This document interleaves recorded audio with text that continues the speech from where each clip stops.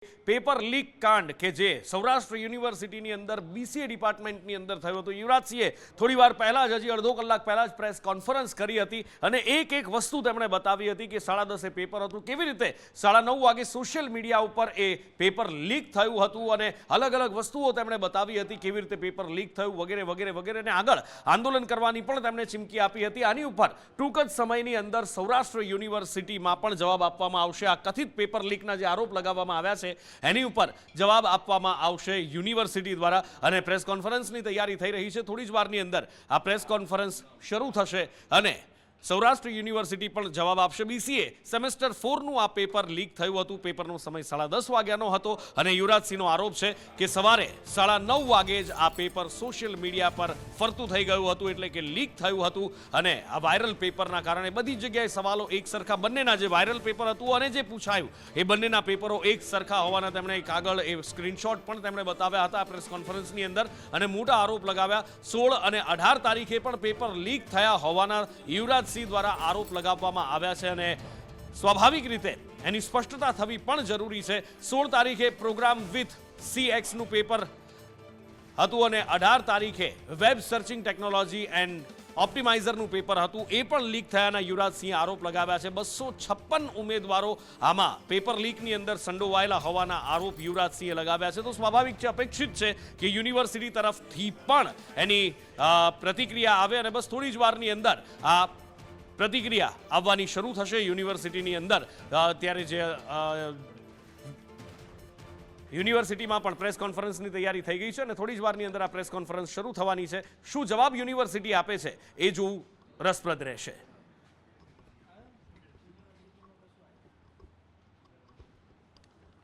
યુવરાજસિંહનું કહેવું છે જે આરોપ તેમણે લગાવ્યા છે અલગ અલગ પેપર લીકના અને સાથે જ યુનિવર્સિટીના ઘેરાવની પણ તેમણે વાત કરી છે. યુનિવર્સિટીના સત્તાધીશો છે એમની સામે પણ તેમણે આંદોલનની ચીમકી, એમનો ઘેરાવ કરવાની પણ ચીમકી આપી છે. ત્યારે યુનિવર્સિટી સત્તાધીશો દ્વારા હવે આ બાબતે ખુલાસો થવા જઈ રહ્યો છે. આખરે શું ખુલાસો થાય છે, યુવરાજસિંહના આરોપો સામે શું જવાબ આપવામાં આવે છે, કારણ કે યુવરાજસિંહે જે આરોપો લગાવ્યા છે તેમનું કહેવું છે કે પૂરતા પુરાવા સાથે તેમણે આ આરોપો લગાવ્યા છે. યુવરાજસિંહે સ્ક્રીનશોટ્સ પણ બતાવ્યા છે અને ટાઈમિંગ સાથે અગાઉના 16 અને 18 તારીખના પેપરની પણ તેમણે વાત કરી છે. હવે જોવાનું એ છે કે યુનિવર્સિટી સત્તાધીશો દ્વારા આ બાબતે શું કહેવામાં આવે છે, આ બાબતે શું ખુલાસો કરવામાં આવે છે કે પછી પાછલી દરેક વસ્તુ દરેક વખતની જેમ એમ કહેવામાં આવશે કે અમે તપાસ કરાવીશું, હવે આવું ન થાય એનું ધ્યાન રાખવામાં આવશે, કારણ કે અઢળક પેપરો લીક થઈ ચૂક્યા છે ગુજરાતની અંદર અને વધુ પેપરો બીસીએનું સેમ 4નું પેપર એની પહેલાં 16 અને 18 તારીખે પણ પેપર લીક થયા હતા. ત્યારે હવે યુનિવર્સિટી તરફથી પણ આ પ્રેસ કોન્ફરન્સ થોડી જ વારની અંદર શરૂ થવા જઈ રહી છે અને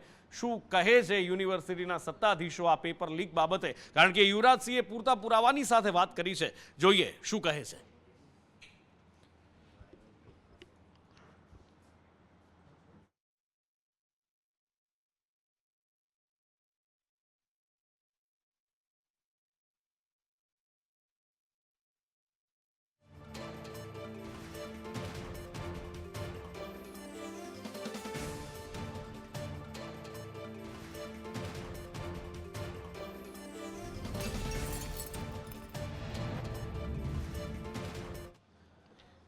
અઢાર તારીખે વેબ સર્ચિંગ ટેકનોલોજીનું પેપર હતું, એને પહેલાં 16 તારીખે જે પેપર હતું એ પણ લીક થયું, CXનું પેપર હતું. 256 ઉમેદવારો આ પેપર લીક કરવામાં સંડોવાયેલા હોવાનું આરોપ છે અને સાથે જ યુવરાજસિંહે સવાલ ઊભો કર્યો છે કે 40,000 ઉમેદવારો હતા, એમાંથી કેટલાએ આનો લાભ લીધો છે એ પણ એક તપાસનો વિષય છે. પણ એ તપાસ થાય કેવી રીતે એ પણ એક મોટો સવાલ છે સૌરાષ્ટ્ર યુનિવર્સિટીની અંદર.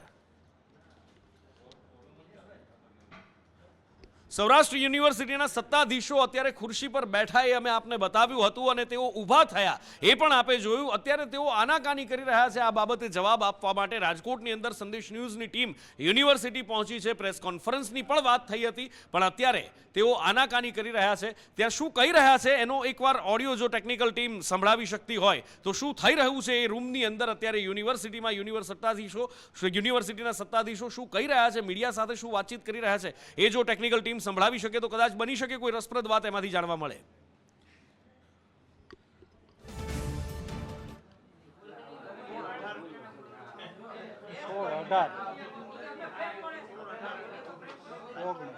અને કયું છે નહીં અભ્યાસક્રમ કયો? BCA same.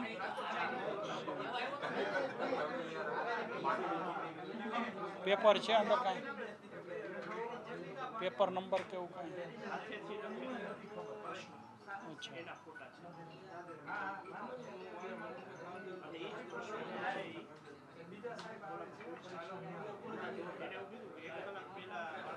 દોઢ કલાક હોય, દાખલા તરીકે 10:30 હોય ને.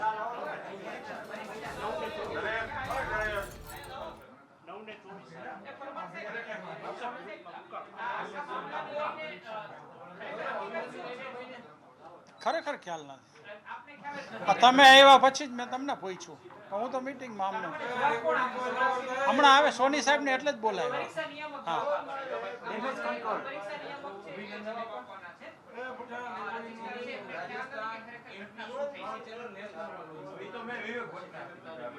અને આ વોટ્સએપમાં આવ્યું ને કેવલભાઈ, વોટ્સએપમાં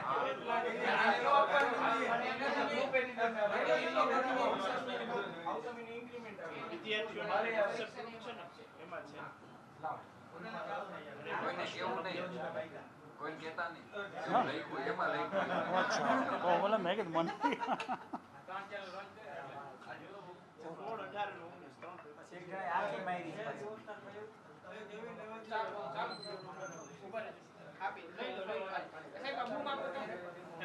કેવો. હા,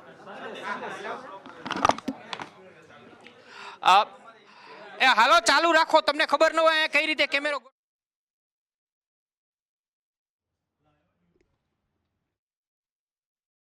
ઓકે ચાલો, ઓકે ચાલો. બિલકુલ જે પ્રકારે સૌરાષ્ટ્ર યુનિવર્સિટીની પરીક્ષાના પેપર લીક થવાનો મામલો હતો તે વાતને લઈને હાલ સૌરાષ્ટ્ર યુનિવર્સિટીના જે રજિસ્ટ્રાર છે તેમને પ્રશ્ન પૂછવાની કોશિશ કરવામાં આવી રહી છે, પરંતુ રજિસ્ટ્રાર છે તે આ મામલાને લઈને એમ કહી રહ્યા છે કે એમને આ આખા મામલાને લઈને કોઈ જ જ્ઞાન નથી, કોઈ જ માહિતી નથી. આ મામલાને લઈને સૌરાષ્ટ્ર યુનિવર્સિટીના જે પરીક્ષા નિયામક છે એ પોતાની પ્રતિક્રિયા આપી શકશે. એટલે જે પ્રકારે પેપર લીક થયું છે તેવો આક્ષેપ સૌરાષ્ટ્ર યુનિવર્સિટી સામે યુવરાજસિંહ દ્વારા કરવામાં આવ્યો છે, તેને લઈને હવે સવાલ ઉઠી રહ્યા છે. સૌરાષ્ટ્ર યુનિવર્સિટીની અંદર આમ પણ અનેક વખત પરીક્ષાઓ છે તેના પેપર લીક થતા રહ્યા છે. આજે BCA સેમ 4 નું પેપર લીક થયાનો આક્ષેપ વિદ્યાર્થી નેતા યુવરાજસિંહ છે તેના દ્વારા કરવામાં આવ્યો હતો. Operating system concept with Unix લિનિક્સનું આ પેપર હતું. સૌરાષ્ટ્ર યુનિવર્સિટી સંલગ્ન અલગ અલગ કોલેજોની અંદર આ પેપર લેવામાં આવી રહ્યું હતું, પરંતુ આખા આ પેપરને લઈને 35,000 કરતાં વધુ વિદ્યાર્થીઓ છે તેમને પરીક્ષા આપી હતી અને તેમના ભવિષ્યની સાથે તે છે તેમને ચેડા કર્યા હોય તે પ્રકારનો આક્ષેપ કરવામાં આવી રહ્યો છે. પરમાર સાહેબ શું કહેશો? ખરેખર આપને કંઈ ખ્યાલ જ નથી કે કેમ? આપને કોઈ ખ્યાલ છે કે કેમ આ મામલો? આપ સૌ આવ્યા ત્યારે મને આ મેસેજ મળ્યા, આપે જ કીધું છે. એટલે ખરેખર હવે અમારા ના કોઈ કમ્પ્લેન હજુ સુધી મારી પાસે લેખિત, મૌખિક કે ટેલિફોનિક કોઈ રીતે આવેલી નથી, પણ મેં પરીક્ષા નિયામકને અત્યારે બોલાવ્યા છે, હમણાં 5 મિનિટમાં હાજર થાય છે અને આપને વિગત આપું. હાજી. તો બિલકુલ જે પ્રકારે રજિસ્ટ્રારનું કહેવું છે કે 57 વિગતો છે એ સૌરાષ્ટ્ર યુનિવર્સિટીના પરીક્ષા નિયામક છે એ આપવાના છે, પરંતુ જે પ્રકારે સૌરાષ્ટ્ર યુનિવર્સિટીના પેપર લીક થવા મામલે યુવરાજસિંહ દ્વારા આરોપ લગાવવામાં આવ્યા હતા, સ્પષ્ટથી કહી શકાય છે કે સૌરાષ્ટ્ર યુનિવર્સિટીનું તંત્ર કઈ રીતે ચાલી રહ્યું છે. ઇન્ચાર્જ કુલપતિથી ચાલતી આ સૌરાષ્ટ્ર યુનિવર્સિટી સતત અહીંયા જે પ્રકારે ગેરરીતિ ગોટાળાના આક્ષેપો છે એ થતા રહ્યા છે, અને હવે અત્યારે આજે જે પરીક્ષા હતી તેનું પેપર લીક થયાની વાત છે તે કરવામાં આવી હતી, અને હવે આ આક્ષેપને લઈને પરીક્ષા નિયામક છે એ પોતાની પ્રતિક્રિયા આપવા માટે અહીં આવશે. ત્યાં સુધી સૌરાષ્ટ્ર યુનિવર્સિટીનું આખું તંત્ર છે તે હજુ અંધારામાં જ હોય તે રીતનું લાગી રહ્યું છે.